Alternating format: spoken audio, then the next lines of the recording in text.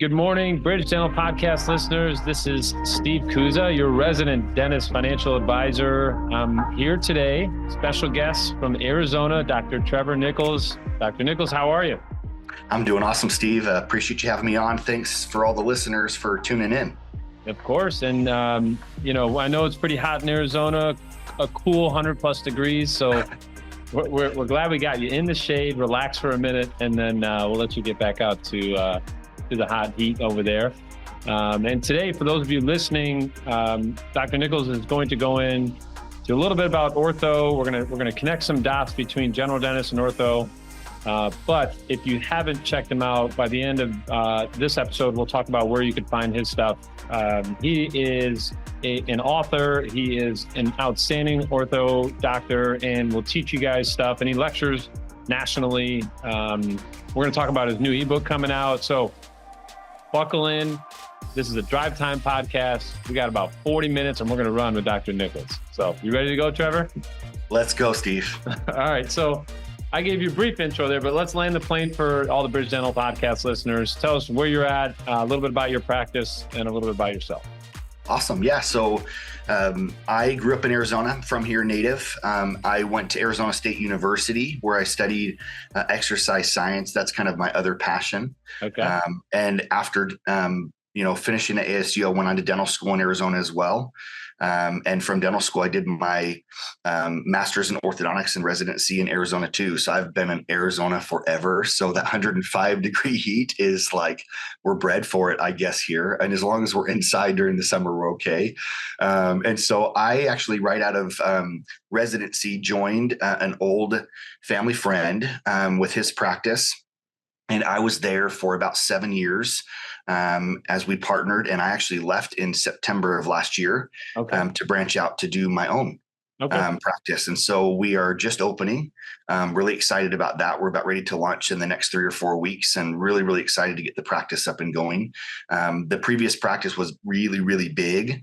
And we would see about 180 patients a day. So 15 chairs. Wow. We had about 40 assistants, 10,000 square foot office.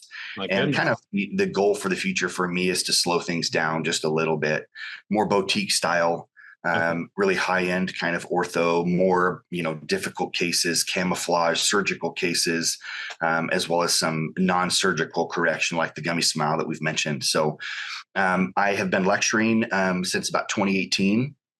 Really enjoy that, mostly selfishly for me, because I learn a lot by either doing the lectures and preparing them and really diving deep into my cases, as well as learning more from other doctors.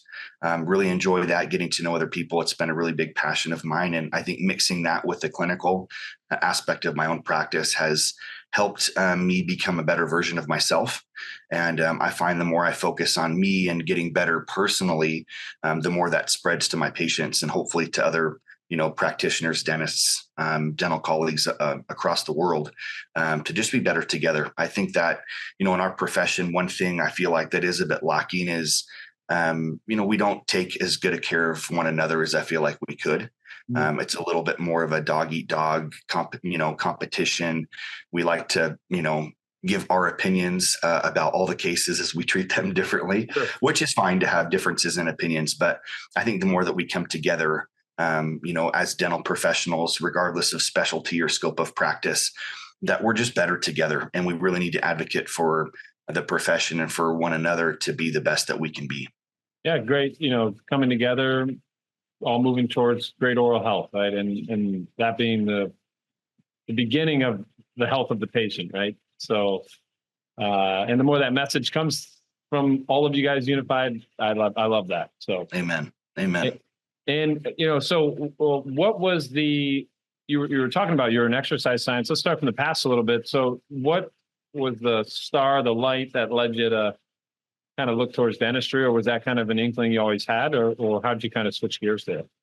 Yeah, it was an inkling that I always had. I think a sub passion of mine, again, is fitness. So I figured if I have to get a degree or pursue something, in academics before dental school, that would be my path. But I knew I wanted to go into dentistry long time ago, and always interested in ortho.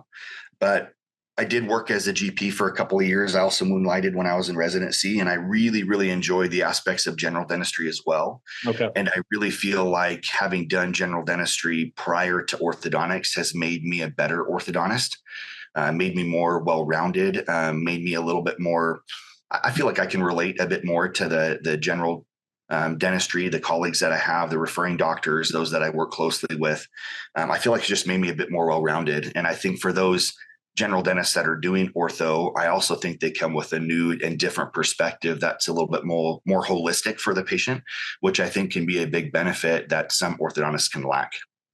Sure. I mean, that's interesting. So you started in GP and made a decision. Was this like a conscious thing you knew you were going to do, or did you just wanted to see how GP went first? Like, what was your thought there? A little bit of both. I mean, I love everything about dentistry. For me, I think all of us can kind of agree we love everything but the removable aspects, I think, of dentistry. So that's kind of where I was. I love crown and bridge. I love doing veneers and all the cosmetics. And I think, again, that helped me set cases up really well in the future orthodontically. But I mostly did those in the waiting periods between, finishing dental school and starting my residency, as well as moonlighting. And I did quite a bit of moonlighting in residency. I did nights and weekends. And so I got a lot of experience doing that. And I did ortho in that GP office as well. Okay. And so ortho was always the goal. But to be honest with you, I would be really happy as a GP as well. I love everything about dentistry. So ortho kind of was my calling, I feel like. But I'm grateful for the time that I had to work as a GP to give me the experience, I think, to make me a better orthodontist.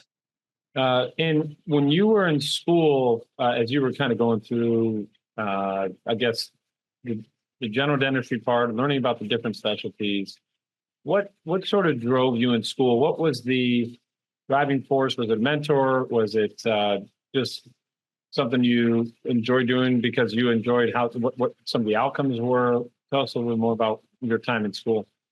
Yeah. So time at school, I mean, I think we all know that it can ebb and flow a little bit. We have our difficult times and our good times. Most of us, when we get to the clinical portion, is where we really fall deeper in love, I think, with dentistry in general. And for me, it's about the relationships, for sure. The transformations within people and their self-confidence, which really is what led me to ortho. Okay. Most patients come to ortho because they're looking for an increased level of confidence. Sure. Some come for functional issues, certainly, or some issues, chewing or with TMJ, things like that. But I would say 90% of people, they're looking for good function, but they want aesthetics at the same time. Yeah. And that really resonated with me because, we all have issues. We're all dealing with things. We all want to be more confident. And especially working with some of the adolescents and the adults that have had these issues with self-confidence coming from their smile, which is our brand. It's the first thing people see. I wanted to take part in that adventure with them, establish a really personal connection and relationship, and then do whatever I can to help transform their life and give them the best smile possible so that it can become a great asset for them instead of a sense of insecurity, but it would be something they'd want to show off, like their favorite pair of earrings or their favorite piece of jewelry. They're looking forward to showing people their smile. And that is just so fulfilling. And there are ways that I got that with general dentistry as well, especially with those more cosmetic cases. But on the day in and day out with ortho, that was truly what called me to that. And as far as dentistry in general, I love art. I love science. I liked school, so I felt like it was kind of the perfect combination. And then when I got there and, I saw more and learned more about ortho, again, I felt like that was really my calling. And I feel like thankfully it's something that, because I'm so passionate about it, I've learned to love and gotten good at it. Yeah. And that's really the hope, I think, for every clinician, is if they can find their passion within dentistry, I think it will guide them to not only take great care of patients, but to be more fulfilled in their career. Sure. And we're going to bookmark this exercise science thing. We're going to come back to that because I know that's a big, kind of like an underlying passion.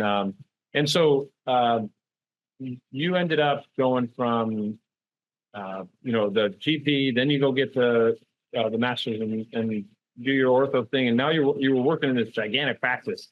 Insane. Those are insane numbers. And so talk to us a little about that experience. I mean, how did you get involved in that practice, the ortho practice? What was that like? It sounds like it was, you definitely got a lot of at bats, right? Yeah, for sure. So tell us a little bit about Which that. is super important. So when I was finishing residency, I had a couple of my attendings in residency that were looking for some help. But I had this longtime mentor that I'd worked with for a long time that was a pretty big name in orthodontics. I respected what he did clinically, and I wanted to just learn as much as I could. So I started with him in his practice in 2017, and learned so much and really got me up to speed on all the latest and greatest as far as orthodontics. A lot of ways to, again, camouflage cases that really, could be treated surgically that most orthodontists would treat surgically. We're looking to treat non-surgically, large class 2s, class 3s, gummy smiles, asymmetries, things like that. And I got really proficient at that. And a lot of it was because we had a lot of at-bats, and we're seeing 150, 180 patients a day. Yeah. You just get a lot of at-bats to really, be the best that we could be. At the same time as the practice grew and grew and grew, we were still able to maintain the level or standard of care, but the relationship aspects started to dwindle a little bit. Team treating can be very difficult. You can imagine, like, as a general dentist, prepping a case for veneers and having somebody else deliver those.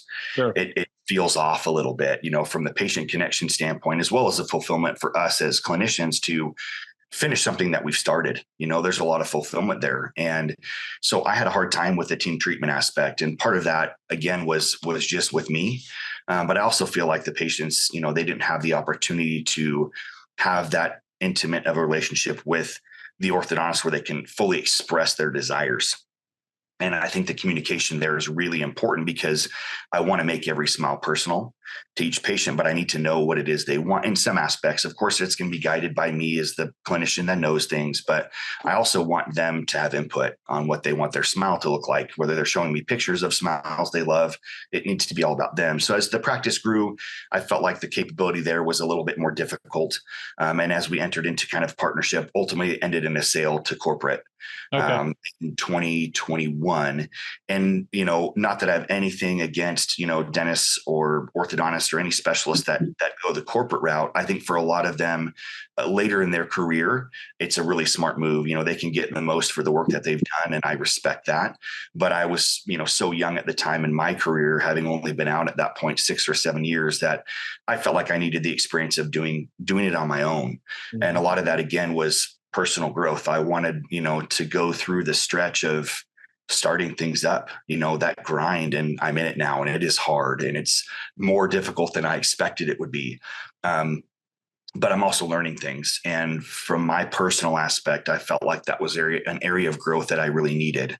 And so that's kind of where I am now, is kind of starting over a little bit. And it's been a really tough year, leaving the practice and the patients that I love and the team that I adore.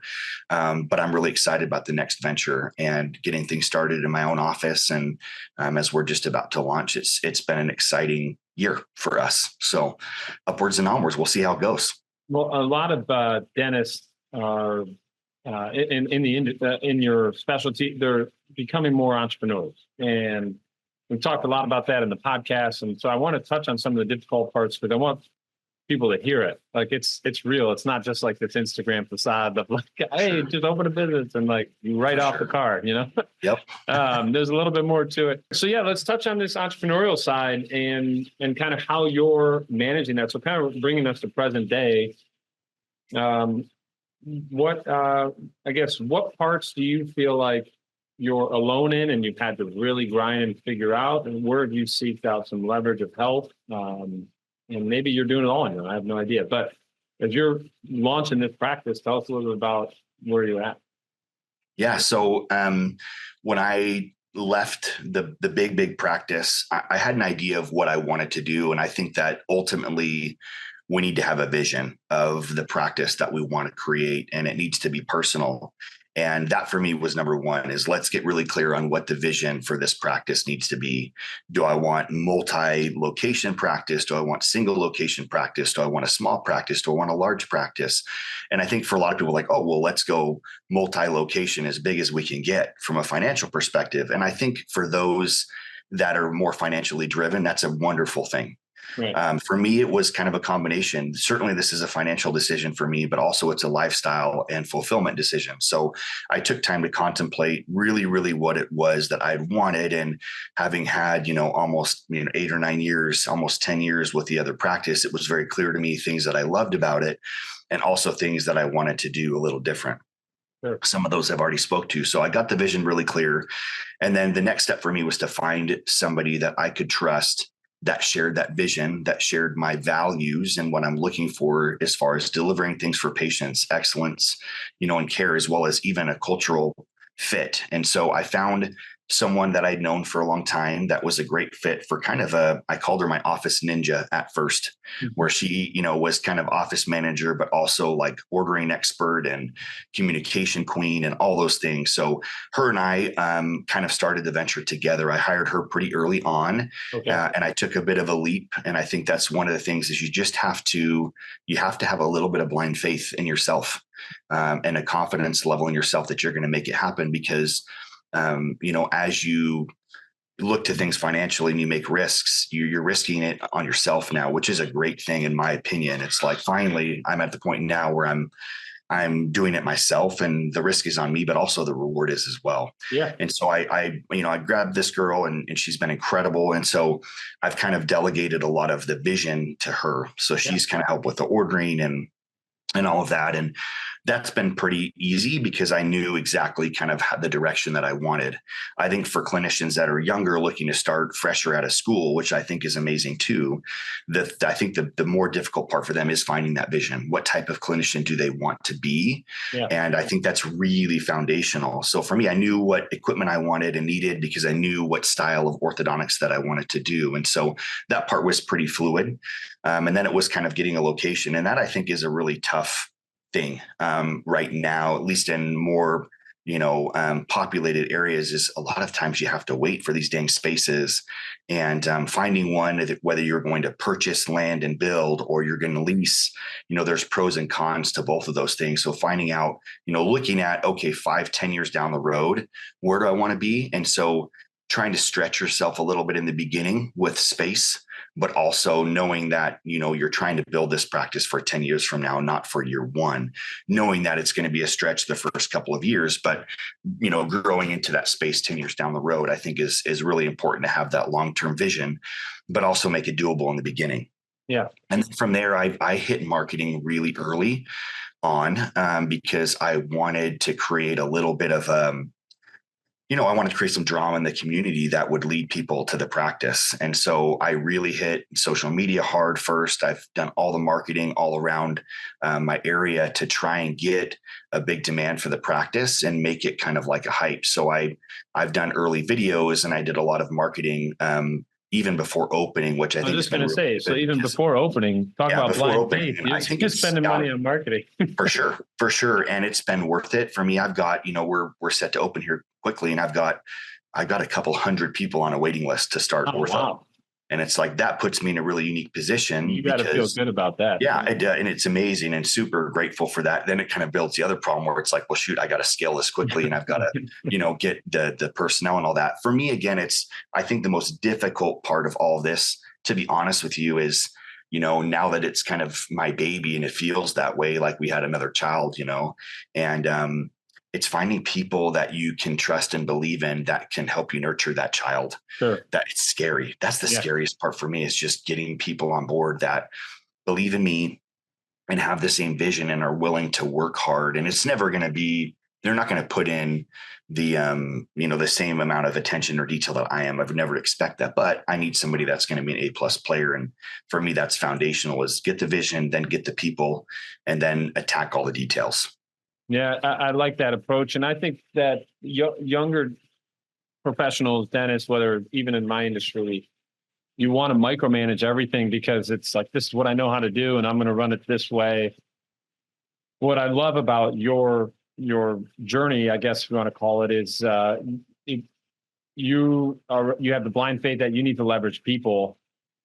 And you will address some details, right? You will focus on the work you need to focus on, but you got to let some of the details go to other people. And that is so outside of blind faith financially sometimes. You got to have some blind faith in other people. And it's just like you had the at-bats with the big practice. You got to have at-bats. You're not going to select everybody perfectly right up front. But then you find out, okay, he or she had this quality. I like that.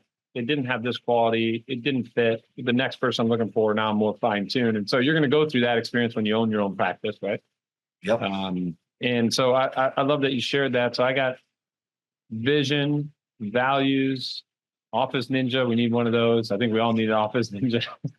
And blind faith in yourself more than anything, and your ability to that it will work out as long as stick to the plan and stick to the vision. That's right. Yeah, I think in looking at confidence really comes from making commitments to yourself and following through with them. So part of it even is if you have this dream desire to open an office, and that's been an internal desire that you have, your full ability to have confidence in yourself will not be fully realized or manifested until you do the things that you know you need to. Sure. And I think it's already made a big difference in my life. I think that can relate to any areas of our life that we have sincere interest and desire. The more that we follow through with commitments we make to ourselves, the more our confidence increases. Yeah, I love that. That is very true. And, it's almost wondering what causes people to miss the commitment to themselves. You let yourself off the hook, and we all do it in some capacity. For sure. It's doubt. I think a lot of it is doubt. Okay. Yeah. Fair enough. Yeah. I think it's doubt, fear. It's fear and doubt. And I think fear probably being the number one. And to kind of help with me in that aspect, because like you said, we all have those areas that we don't have full confidence, or we do have some fears and doubts, especially with a new venture. It's having some cheerleaders on your side. Yeah. Whether it be a spouse or kids or parents or friends, connecting with people that truly believe in you and want what's best for you, and leaning on them to give you a little bit of cheerleading. You can do this, blah, blah, blah. It does make a difference in the times that you need it. A 10-minute phone call with a friend that believes in you when you're feeling that fear and doubt will flip it upside down and get you hungry again to go attack it. That's a great point. And because it can feel lonely if you make it lonely. And it's so like, nobody cares. Well, you just call somebody. If somebody cares. Yep. And there's someone that's done it before. Right. And people are willing to share and help. There may be some that aren't, but certainly you can find somebody in the space that can be a mentor. It doesn't have to be the doc across the street, obviously, but someone's done what you're doing before. Someone's going to be willing to share to help shortcut some of the mistakes. And some of them we need to make on our own, and we will. But I think having a mentor and a cheerleader, hopefully it's the same person. If you can have that be the same person, then even better. But if you need a couple, it certainly doesn't hurt. Well, I want to draw on something that you mentioned in the beginning. I don't know if we were recording it this time, but you and I were talking about it. If you could take care of yourself personally, it kind of leads success in other areas of your life, like career.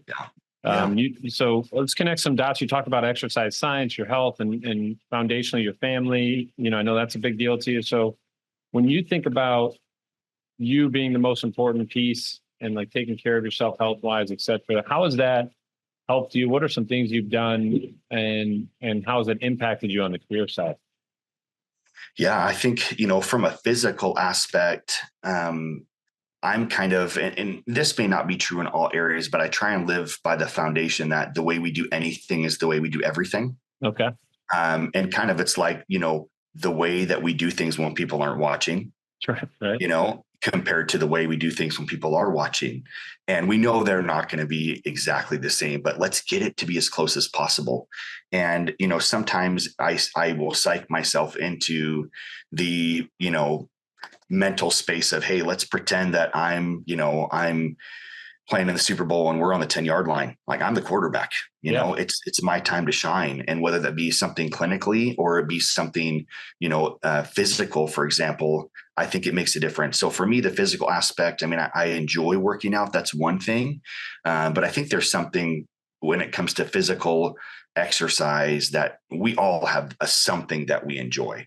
Sure. I don't think there's anyone really that hates like every single sport and the gym and walking and running. And there's got to be something, there's video games now that VR, whatever it is, Right. there's got to be something. So, You can for me, it's picking something that you enjoy doing, but also something that's difficult.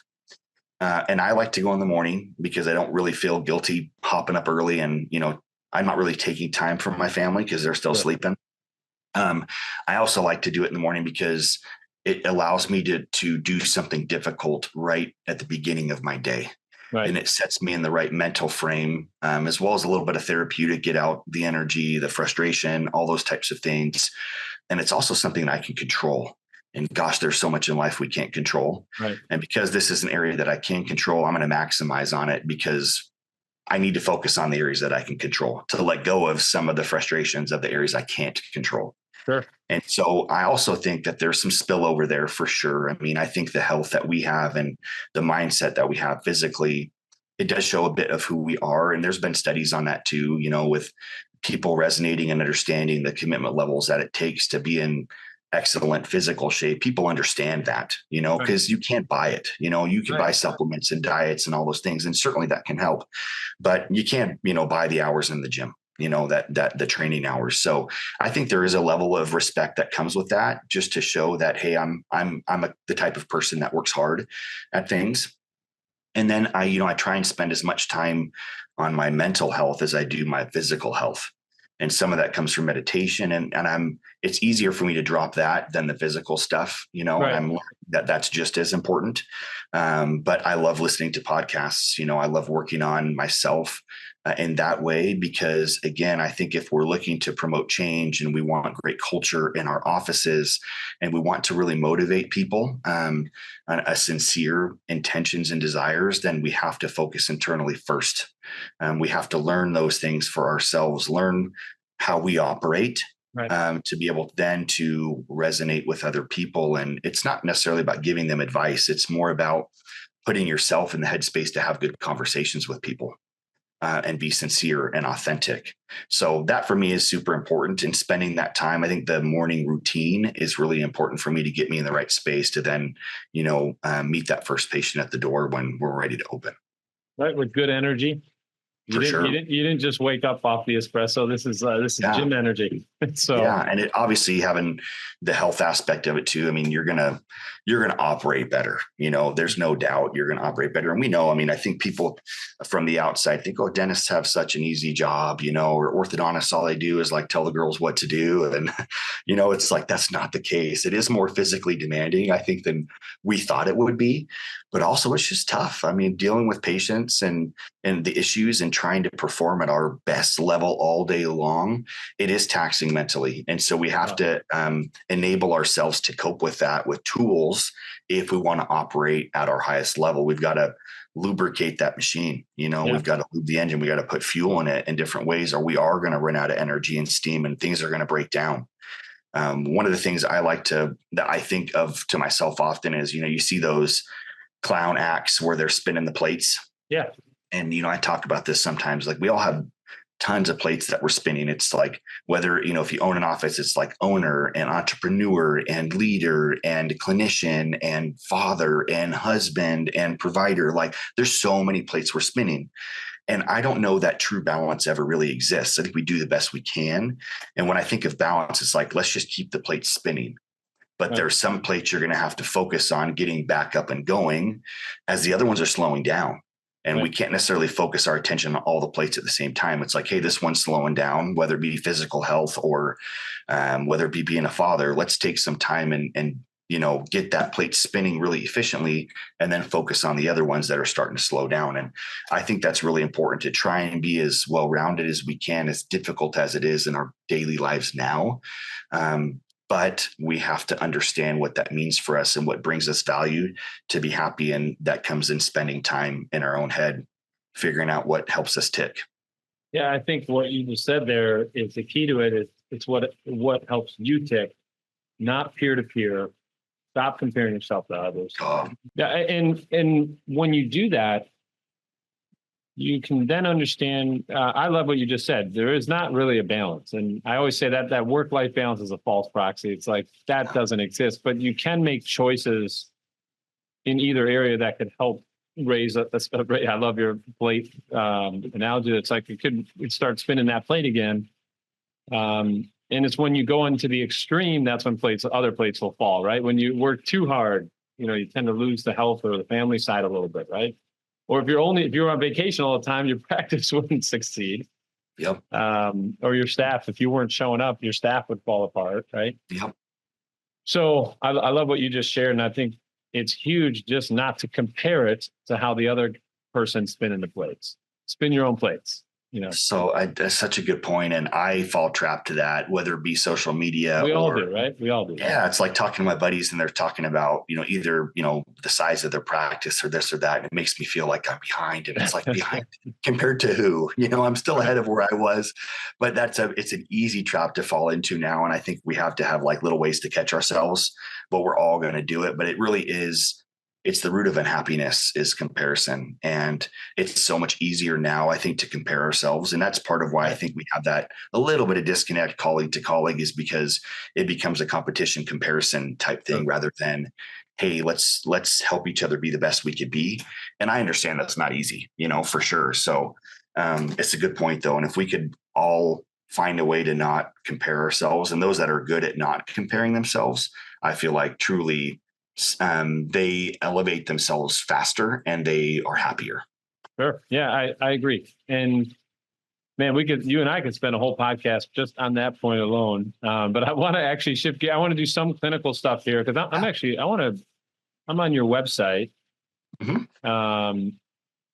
And look at some of these amazing, great smiles. I don't know if I could show this, if this is okay, but yeah, show it. Yeah, it's just nicholsortho.com, and it's got lots of clinical photos. And we're in the process of revamping the website, but it talks about kind of the keys that I have here, the major focus points of beautiful smiles. Yeah, and what I'm catching in the underlying theme of your dentistry work is that is like obviously really important to you, and seeing people have this beautiful smile, bring the confidence forward. Talk a little about your technique to creating this. You're coming out with this ebook, so let's talk a little bit about the clinical side of it and understanding what creates a beautiful smile. Yeah, no, I appreciate you going into that. I mean, this is my passion, my love, and like I talked about it, a little earlier, we have to start with some form of vision. And when I look at, having a great smile, part of what's awesome is, as dentists, part of what we do is artistic. It's artistry. And so I like to think of myself as an artist. I like to think of dentistry as an art, orthodontics as an art. And certainly we each have our own artistic philosophy, but I do think there are things that generally we can agree upon as being important features for a great smile. Sure. And so some of these may be personal to me. Some of them may be more broad scope. I think some people resonate really well with these. Others may say, hey, I don't really like number 4. I'd switch it out with something else. And that's what makes this awesome. And what's great about this too is if we can get a great vision clinically for what we want, and we treat those cases with a similar vision, it makes the treatment planning process easy because we have a checklist. And then we also, it makes our treatment process easier as well, because we're looking and doing the same things with repetition that will provide a more consistent and efficient result at the end of the treatment. And so for me, it's kind of a win-win-win, because at the end of it, also the cases are going to have some similarities with that, then becomes the brand of the practice and the smile. And you're going to attract people that want that brand. And then you've done it so many times. It's like, a famous basketball player that, has, let's use like LeBron James as an example. It's when these basketball players, show up to let's say they're doing free throws. When they show up to the free throw line, they have their consistent way of doing it, whether they bounce the ball twice and then spin it and then shoot. They're doing things the same way because it allows them to have predictability with their result. And I think that that's really important for what we do as well.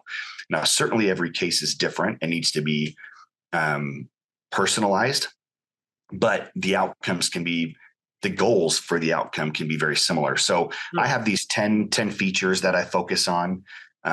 Really the first one is about faces. So it talks about facial profile and lip volume. And this, from an orthopedic perspective is really important for me because I feel like orthopedics and orthodontics is a little bit of a lost art. We talk about straightening teeth and all that, but we don't focus as much on the skeletal imbalances. And so I try and see patients, as young as I can, as early as 6 or 7 years old. And the first primary focus when patients are younger is going to be skeletal imbalances. So making sure we have great profiles with adequate skeletal support for soft tissues, adequate lip volume. And this, again, is going to eventually benefit them in the way that they're going to have the most beauty and harmony in their face and in their smile. We're going to look at airway at this component as well. And we're going to try and set them up for the best aging process long term. Now, even with adult patients, there are things we can do orthodontically and orthopedically to make them look younger and keep them looking younger longer. And a lot of that has to do with just filling the lips and the face with teeth in the right way. So some of it can be arch dimension. Arch width is a big one. The more we fill the arches and we expand the arches full of teeth, the more we have less herniation of intraorbital fat over time. And it's going to lead to a more aesthetic profile longer. And so that's kind of my first key, is looking at, again, facial profiles. Lip support and lip volume is always going to be number one on my treatment plan and objective. The second is pretty obvious. It's just alignment and contact. So we want straight teeth and spaces closed. Obviously, this is going to benefit the patient. It's going to help them look better. They're going to have straight teeth, but it's going to help improve their hygiene, lower their risk of gingivitis and periodontal disease because they can clean their teeth more efficiently. Sure. Yeah. The third one for me is smile width. So this is where we're looking at really like a broad smile. And the goal there really is to have the teeth fill the mouth and fill the smile, where we really see teeth from corner to corner. There's no large buccal corridors. We really just see teeth. It's like a 14-tooth smile. And this, again, is going to lead to better support for cheeks. It's going to prevent that sunken or aged look, and it also contributes to just a more attractive appearance. Yeah, I mean, with the work you're doing, man, people are smiling ear to ear, as they said. This is awesome stuff. So yeah, that's the goal. So that's what we spend a lot of time on, because getting the teeth upright it requires a little bit more time. Okay. And when I talk about like filling smiles with teeth, for younger patients, certainly we can do expansion. And even with older patients, I do a lot of mini screw assisted expansion. So it's an expander appliance where I place mini screws in the roof of the mouth to split the suture. It's not necessary for every case. Okay. A lot of the cases, as we evaluate them, it's just the tip of the teeth. So a lot of the posterior teeth are just tipped lingually. And so we just have to upright them. So we're doing this in the confines of the bone. I'm not trying to push teeth outside of bone. Of course, we're going to look at perio and all those things, but smile width is probably the most important of these 10 features to me, because I feel like it just makes a huge impact. I mean, I have patients that come in that, where they had previous bicuspid extractions or things like that, they just feel really sunk in, and their goal, even though they may come in with straight teeth, is, hey, I just want a broader smile. Mm-hmm. And just in doing that makes a huge difference, not just to their smile, but to their face. And it just makes them look younger and makes them look younger longer. Kind of the next one for me is smile arc. So basically what that means is that the bottom edges of the upper teeth follow the lower lip line. So we have that kind of symmetry, and we have, each tooth introduces the next from front to back. It provides a little bit more personalized and dynamic smile, and then it's going to show off the beauty of the teeth. So we don't want them all straight across, incisal edges. We want the central to introduce the lateral to the cuspid to the bicuspid, where all the incisal edges follow that contour of the lower lip. Again, big impact there. One of the things if you look at the website, you can see your social media, is I do a lot with gummy smiles. You'd mentioned that. Yeah. So the next kind of big one is upper tooth position. And really we're talking about, I want to show 100% of the front teeth with an authentic smile, but only 1 to 2 millimeters of gum show. So is this a range? Mm-hmm. Is this a broad technique, or is this something that your expertise is kind of what you like to try to control? Yeah, this is what I like to try and control. Okay. And this is orthopedic correction. We're changing bone structures. It is a permanent correction. So let's say somebody comes in with a gummy smile or a really vertical maxillary excess. There's different treatment modalities. A lot of clinicians will just say, hey, let's get some Botox, or hey, you need surgery. Okay. But my goal is I don't want to do surgery and I don't want to do Botox. I want to correct it. And so Okay.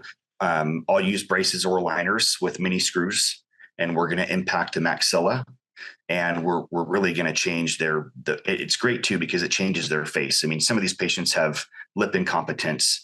Their lower third is really elongated. They're really dolichofacial, long face type patients. And as we take the teeth and bring them up, it changes their face shape to be more symmetric with the aesthetic thirds, corrects their lip incompetence, helps with incisor display at rest, lets them smile authentically without having to hide the excess gum tissue. Yeah. Love that. Yeah, so the upper tooth position is really, really important. The next one is midlines, just making sure we have proper midlines. Obviously for us, we know if the upper midline isn't centered on the face, then we can all see it. Research shows that if it's off more than 2 millimeters, then a layperson will also notice. For more of us clinicians, we notice if it's off a millimeter or more. The next one's going to be occlusion. So number 7 is just having good occlusion. Okay. That's the baseline for what we do, but obviously we want the teeth to overlap the lower teeth as they should. We want ideal overbite overjet. The teeth should support and touch each other to prevent excess wear, allow for more efficient chewing, lower risk of TMD, all those things with occlusion. And then the last 3 are really important too. So number 8 for me is tooth shape and proportion. So I focus a ton on tooth shape during my orthodontics, and some of that, I'm really trying to change the shape of the teeth for the most part in 3 dimensions. So facially, I'm going to make sure we have any facial discrepancies that we're going to correct interproximally with black triangles or really triangular shaped teeth. And then, of course, with incisal edges and embrasures. So I spend a lot of time reshaping teeth. My goal really is if I can avoid them from having to have a lot of cosmetic dentistry done and keep things natural with just enameloplasty, then I'm going to do that. Obviously, there are cases that we need to involve cosmetic dentistry with if there's, the size and shape is off so much, but there's a lot that we can do. And this is where I think having time as a GP really helped me, because I was able to understand what it is that I could do naturally. And I think it just makes a huge, huge difference. And if you do go to my website or my Instagram, you can see some of the cases. They look like different teeth. It looks like the patient's got veneers just by spending the time to reshape. Part of that also is when number 9 is gum shape. So I do a lot of gingivectomies, especially post, traditional ortho, whether it be hygiene issues or whatever. We have to have the right height to width ratios of the teeth. So we're going to remove any excess unhealthy tissue. We're going to make sure we show off the beautiful teeth and then they're not hidden by excess gum tissue. So I love doing gingivectomies. I do them every day. And then the last one is just tooth color, making sure the teeth are white. They don't have stains or spots, that the smile really is vibrant and it glows. And at the end of the day, really what it's all about is having a vibrant smile that has no distractions.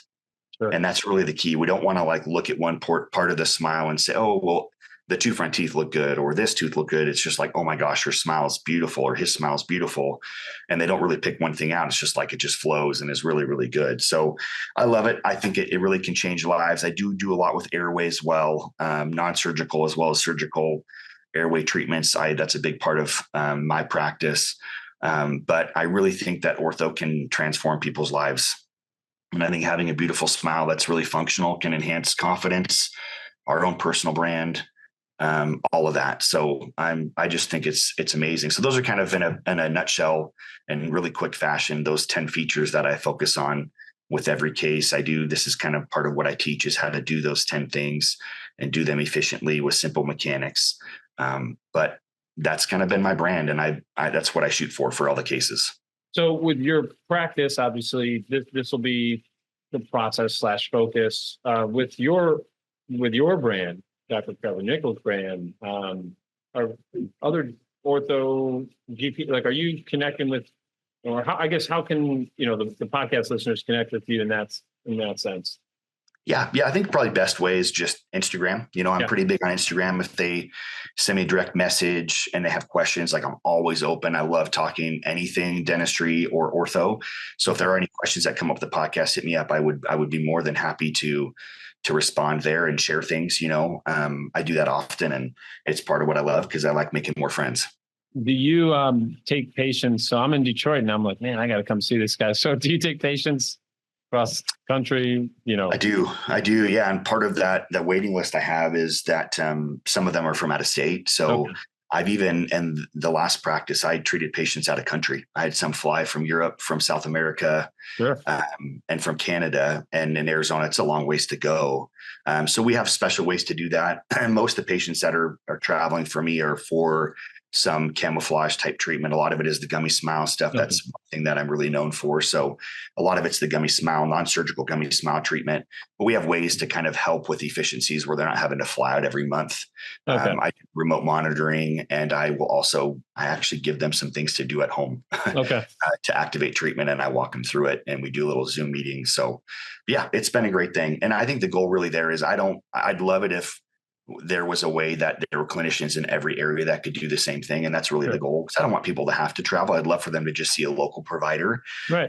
And so I think as time goes on, that really would be the ultimate goal. And then also just to keep learning every single day to get better and utilize new technology. There's so much that's happening, as I want to stay on the forefront of all that and, be a pioneer in any way that I can to help more patients. Which is why you're doing the teaching, the ebooks, that you're going to release. So like when you come out with either the teaching piece or like this ebook you were just talking about, how do people get access to it? Should they just follow you on Instagram and they'll see the announcement, or what would that look like? Yeah. Probably social media would be the best thing. I mean, a lot of the lecturing that I do is through the bracket and a liner company that I've partnered with through Ormco. So I do events all over. I mean, I leave for Thailand next week, and I'm going to do 10 days in Thailand. We'll be speaking there. Wow. So I do travel a bit, but most of the events will be posted on my Instagram. And then I also offer like some coaching, and I typically don't charge for stuff like that. I just want to help out. Sure. So any way that I can help anyone, like I'm more than happy to do so. And then if you want more, if people are looking for something specific or they just want to see general lectures, if they DM me, I can send them. I have some my own personal stuff that I could just send them. And I'm happy to share anything. Honestly, I share my PowerPoints with people. I don't hoard those things. I try and just be as open as I can. Okay. I love that. And I want to wrap up. We've had a lot of info. Man, we can go another hour. It's a pleasure to talk to you, and I appreciate it. So what does the future hold? So we got this practice that we're going to open, and tell me a little bit about what your vision is in the next few years. What do you see? Yeah. So vision, for me is going to be, again, keep it kind of boutique. That's the goal for me. I want my sweet spot's about 60 to 70 patients a day. Really personalized care, photos at every appointment, discussions with patients, and education with patients on what the next steps might be, and really spending genuine time with them. Outside of the practice, I am starting an aesthetics continuum, which is kind of like it will be both in-person courses, hands-on, as well as like Zoom lectures that we're going to be doing. So that will be coming hopefully in the next year or so. And then continuing teaching books, things like that. It will always be part of what I want to do. I try and just do an event a month. That's really been my goal, to keep up with the consistency of it, at the same time, not be away from my family or the practice too much. And I'm finding too now, especially where before I had a partner, now it's just me. Taking time away from the practice is different now. It's harder, and it's a little bit more like, dang, I can do a lot more in my office than I could do going and lecturing, but especially financially. But I do think it's an important part to just kind of give back a bit, and again, learn from myself. So I will always do that. It always will be something important to me. Yeah, and you'll learn the economy of it, with you running the practice, and it'll be a different version of how you did it before, right? Yep. You got to grow it all, and it's got to start somewhere. Exactly. Right. And I really appreciate you coming on today. You've opened up my thought process on the ortho world, and I'm sure for the people listening, the dentists that are listening, and We definitely got to get you back on when this practice is rocking and rolling. It's like 6 months from now. I'd like to see where you're at and continue the conversation with you and talk about the hard stuff, the good stuff, and everything in between. So have this be part one of a couple part episodes. Many, yes, sure. Many. Always looking for great guests, and you're awesome. So appreciate you, Dr. Nichols. Thanks for jumping on. Any last words for the Bridge Dental podcast listeners that you're thinking? I just want to say thanks to you for doing this as well. You know, it's a lot of work. And I think that it benefits a lot of people. And I would just hope that I could get connected with some of you on a personal level, but let's keep fighting the good fight. Let's be the best that we can be for our patients, for ourselves, for our families, and do what's genuine and authentic to us. And not compare as much. I love that. That's going to be my takeaway too today is I'm going to work on not comparing as much and focusing on what I can do to be the best version of myself. I love that. And I'll echo that. And then for all the Bridge Dental podcast listeners, you drive your own bus, and it's a journey. And Dr. Trevor Nichols is available. I will drop his Instagram handle in the show notes. And if you just look him up, you'll find him on there too. He's got quite a following, awesome page. So thanks again, Dr. Nichols. And for all the Bridge Dental podcast listeners, thank you. Keep listening. And remember, I'm your resident dentist, financial advisor. So if you need something, check us out, StevenKuza.com, and we'll keep the conversation rolling. Have a great day, everybody.